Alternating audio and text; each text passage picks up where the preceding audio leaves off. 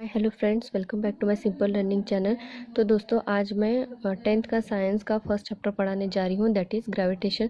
इसको मैंने simplified notes में कन्वर्ट किया है। यहाँ पे आप देख सकते हैं मैंने टोटल पूरे चैप्टर को एकदम सिंप्लीफाई करके मैंने यहाँ पे नोट्स निकाले हैं और मैं इसको अच्छे से आपको एक्सप्लेन करके बताऊँगी विथ सॉल्व्ड एग्जाम्पल। अगर इसमें से आपको कौन सा पॉइंट समझ में नहीं आ रहा है तो कमेंट बॉक्स में प्लीज़ कमेंट कीजिए। मैंने बहुत ही सिंप्लीफाइड तरीके से यहाँ पे नोट्स निकाले हैं।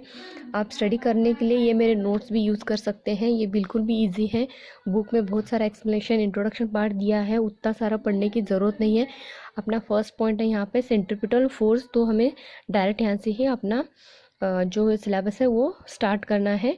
तो हम फर्स्ट पॉइंट सेंट्रीपिटल फोर्स से स्टार्ट करेंगे। Centripetal force. तो सेंट्रीपिटल फोर्स की हम डेफिनेशन क्या बोलते हैं? A force act on any object moving along in circular motion. ऐसा फोर्स जो कि एक ऑब्जेक्ट पर एक्ट हो रहा है। कब एक्ट हो रहा है? जब वो सर्कुलर मोशन में रोटेट हो रहा है and it is directed towards the centre of the circle. और उसका डायरेक्शन क्या है? सेंटर ऑफ द सर्कल के टूवर्ड्स उसका डायरेक्शन है। तो उसको उसने क्या बोला है? Centripetal force. समझ में आ रहा है? A force act on any object. ऐसा फोर्स एक ऑब्जेक्ट पर एक्ट हो रहा है और वो ऑब्जेक्ट कैसे मोशन में है? Moving along in circular motion. Circular motion में एक ऑब्जेक्ट मूव हो रहा है, उसके ऊपर एक फोर्स एक्ट हो रहा है और वो फोर्स कैसा है? Directed towards the centre of the circle. तो उसको बोलते हैं centripetal force. The centripetal force means centre seeking. आप सिंपली कैसे याद रख सकते हैं? सेंट्रीपिटल फोर्स मीन्स जो कि ऑब्जेक्ट या फिर जो फोर्स सेंटर में से एक्ट होता है उसको हम क्या बोलते हैं? Centripetal force. नेक्स्ट हम इसके बारे में क्या बता सकते हैं? That is object try to go towards the centre of the circle because of this force. यहाँ पे जो ऑब्जेक्ट है वो क्या करता है? सेंटर के तरफ खींचा जाता है because of the centripetal force. ये थे points related to the centripetal force. Next जो साइंटिस्ट था केपलर, उसने भी कुछ रिलेटेड टू अपने प्लैनेट सन के रिलेटेड उसने कुछ लॉज अपने बताए हैं। तो उसका फर्स्ट लॉ क्या है? Kepler's first law. Kepler's first law उसमें उसने बताया है the orbit of a planet is on elliptical with the sun at one of the foci. उसने क्या बताया है? ये है एक ऑर्बिट है जिसमें कि प्लैनेट रिवॉल्व हो रहे हैं इन अ इलिप्टिकल में ये सब प्लैनेट रिवॉल्व हो रहा है और उसका सन क्या है? One of the foci. ये है अपना केपलर का first law. First law of Kepler क्या है? The orbit of a planet is an elliptical. इसका ऑर्बिट कैसा है? Elliptical with the sun at one foci. ये था केपलर का फर्स्ट लॉ। सेकेंड लॉ क्या है? The line joining the planet. ये सब ए बी सी डी ये क्या है? प्लैनेट है। The line joining two the planet and the sun sweeps equal area in equal interval of the time। ये जो planet को lines जो join कर रहे हैं उसके area of interval कैसा है? equal interval of the time। the AB and CD are the distance covered by planet in equal time। इसका दोनों का time कैसा है? time interval same होगा। तो थर्ड लॉ क्या है केपलर का? the square of its period of revolution around the sun। क्या है? The square of period of revolution. Periods means क्या आता है इसका? Time T. टी क्या होता है? कैपिटल टी क्या होता है? Period of revolution around the sun is directly proportional to the cube of the mean distance of the planet from the sun. ये प्लैनेट और सन के बीच में का जो डिस्टेंस है उसका उसने क्या लिया है? Mean distance. कैसा है वो? Cube of the mean distance of the planet. तो इसकी इक्वेशन उसने बताई है T square of the period of revolution upon are cube. क्या है? Mean distance, cube of the mean distance. तो ये तीन लॉस थे रिलेटेड टू द केपलर्स। अब नेक्स्ट पॉइंट देखते हैं हम। मेन पॉइंट है Newton's universal law of gravitation. ये मेन पॉइंट है तो ये सब थोड़ा ध्यान दीजिए। यहाँ पे उसने क्या किया है? Consider two bodies M1 and M2, right? M1 one body, M2 is another body separated by the distance d and acting force F and F. The figure shows the gravitation force between two objects। यहाँ पे क्या बताया है? kept a distance d from each other। d क्या है? Distance between two bodies, और उसके mass m1 is a mass of the one body, m2 is a mass of the another body. The mathematical gravitational force attraction between these two body can be written as. इस पर कितना force act हो रहा है, F क्या है, force acting on that body. उसका mathematical expression क्या होता है, F is directly proportional to m1 m2 divided by d square. तो या फिर हम इसको या physical to gravitation directly proportional remove करके यहाँ पे क्या है, कैपिटल G. कैपिटल G का मतलब क्या होता है, gravitational constant m1 m2 by 2. Equation number second. अब यहाँ पे देखते हैं वेयर G क्या होता है, capital G universal gravitational constant. याद रखिए कैपिटल G की वैल्यू होती है universal gravitational constant. Then equation 1 means that if masses of an object is double, यहाँ पे क्या है, इक्वेशन फर्स्ट क्या है, if the masses of the object is double. अब इसके masses अगर डबल होंगे तो क्या होगा, फोर्स अल्सो डबल, क्योंकि ये डायरेक्टली प्रोपोर्शनल. अगर इसके ऑब्जेक्ट के मास इंक्रीज होंगे तो force also increase. Two object also is double, the force between two object is also double. Also the distance is double. अगर ये डिस्टेंस डबल होगा तो क्या होगा, ये इनवर्सली प्रोपोर्शनल है, फोर्स कम हो जाएगा. अगर ये बढ़ जाएगा, d बढ़ जाएगा तो फोर्स कम हो जाएगा, और मासेस बढ़ जाएंगे तो फोर्स भी बढ़ जाएगा. ये था Newton's universal law of gravitation. Next point है यूनिफॉर्म सर्कुलर मोशन और magnitude of the centripetal force. हमने सेंट्रीपिटल फोर्स देखा था, अब उसका मैग्नीट्यूड कैसे फाइंड आउट करते हैं. तो let's start. Consider an object moving in circular with a constant speed. हमें एक ऑब्जेक्ट कंसीडर करना है जो कि सर्कुलर मोशन में विथ कांस्टेंट स्पीड से रिवॉल्व हो रहा है. वेयर m क्या होगा, mass of the object, v its speed, r क्या होगा, radius of the circle. It can be shown that force is equal to F is. तो F की वैल्यू क्या होगी, F is equal to mv square by r.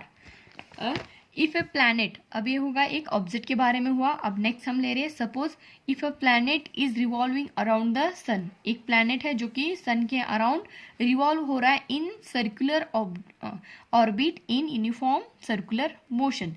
Then the centripetal force. अब इस पर centripetal force की value कितनी होगी, तो उसकी वैल्यू क्या, F is equal to mv square upon r. तो यहाँ पे m क्या होगा, regarding to the planet m क्या होगा, the mass of the planet, v क्या होगा, इट्स स्पीड, r क्या होगा, distance from the sun. Orbit और सन के बीच में का r क्या होगा, डिस्टेंस.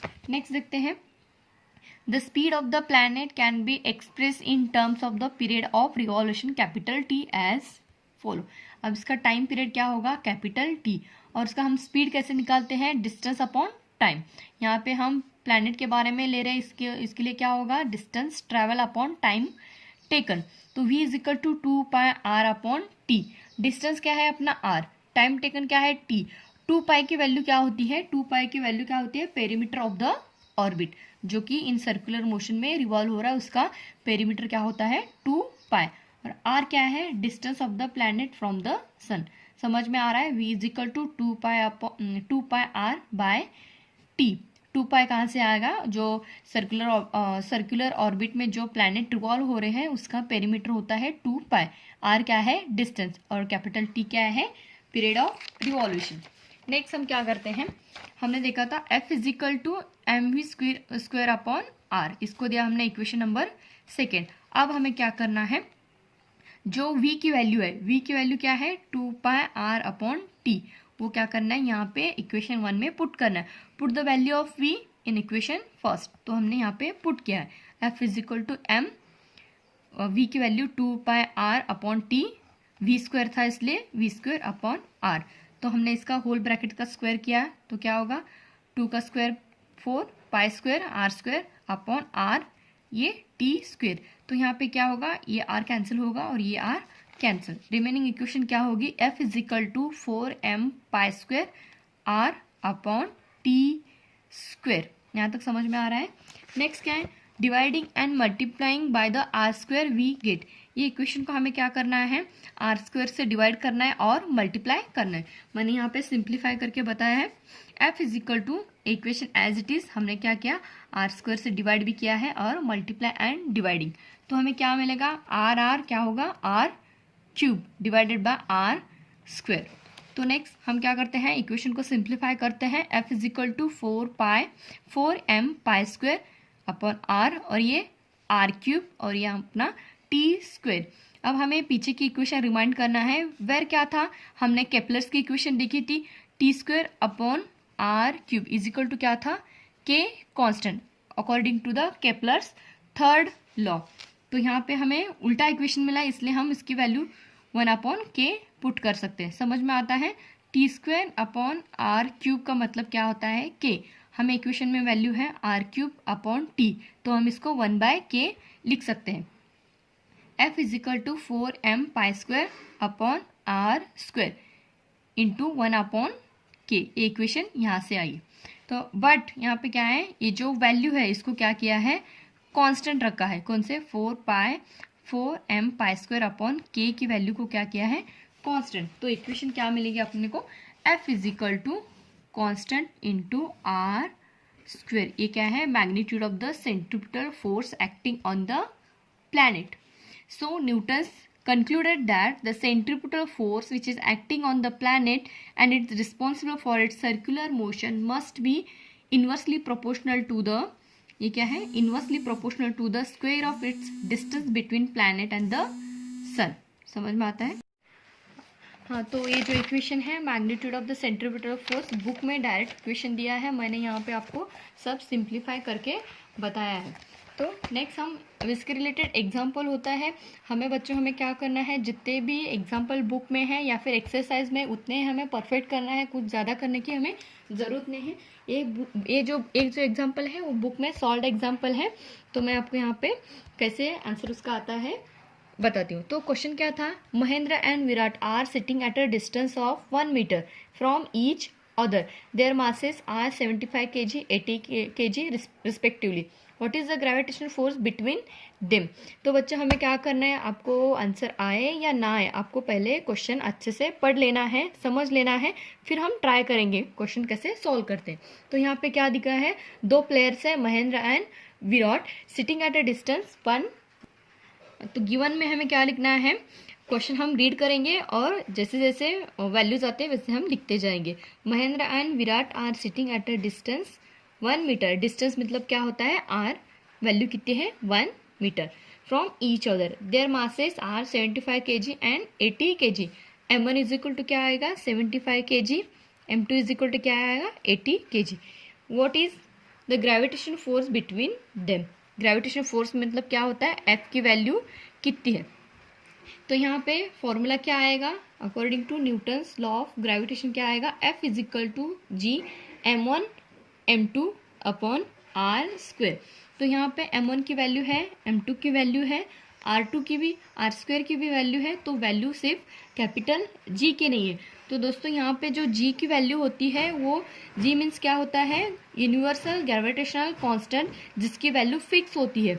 आपको ये वैल्यू याद रखना होगा, इसकी वैल्यू क्या है 6.67 इंटू 10⁻⁻11 न्यूटन मीटर स्क्वायर पर kg स्क्वायर। कुछ प्रॉब्लम में इसकी वैल्यू गिवन होती है, कुछ प्रॉब्लम में गिवन नहीं होती, तो हमें इसकी वैल्यू एज्यूम करना है, याद रखना है और इक्वेशन में पुट करना है। यहाँ पे वैल्यू इसकी नहीं दी है, मैंने यहाँ पे लिख लिया है, तो ये वैल्यू यहाँ पे हम पुट करेंगे। तो नेक्स्ट ये है इसका फॉर्मूला, तो हम वैल्यू पुट करेंगे। जी की वैल्यू मैंने यहाँ पे पुट की है, m1 की वैल्यू है 75, m2 की वैल्यू है 80 इंटू आर क्या है 1 मीटर 1 स्क्वायर। तो बुक में सिंप्लीफाई नहीं किया है, डायरेक्ट हमें ये आंसर दिया गया, तो इसको सिंप्लीफाई हम करते हैं। 6.67 इंटू ये क्या है 75 इंटू 80 का मैंने क्या है 10⁻, यहाँ पे एक वैल्यू इसकी कट की है, तो क्या हो गया यहाँ 10⁻⁻10। तो यहाँ पे हमने नेक्स्ट क्या करेंगे, हम 75 से 8 मल्टीप्लाई करेंगे, तो इसकी वैल्यू आएगी 600 इंटू 6.67 इंटू 10⁻10। तो नेक्स्ट हम क्या कहेंगे, ये जो 2 zeros है वो कट हो जाएंगे, तो -10 में से 2 + 10 कट हो गया, तो कितना रहेगा 10⁻8। 6.67 into 6 into 10⁻8 divide by 1 square का वैल्यू 1 ही आता है, तो 6.67 इंटू 6 करेंगे तो उसकी वैल्यू आएगी 4.002 इंटू 10⁻⁻⁷। अगर आपको ये इन्वर्स 10⁻⁴ कैसे कम हुए ये आपको अगर नहीं समझ में आ रहा है तो मेरे को कमेंट बॉक्स में कमेंट ज़रूर कीजिए, मैं आपको एक नेक्स्ट वीडियो बता के समझाऊंगी। आज के लिए इतना ही काफ़ी है। अगर आपको मेरा वीडियो अच्छा लगा होगा लाइक कीजिए, शेयर कीजिए और सब्सक्राइब करना मत भूलिएगा।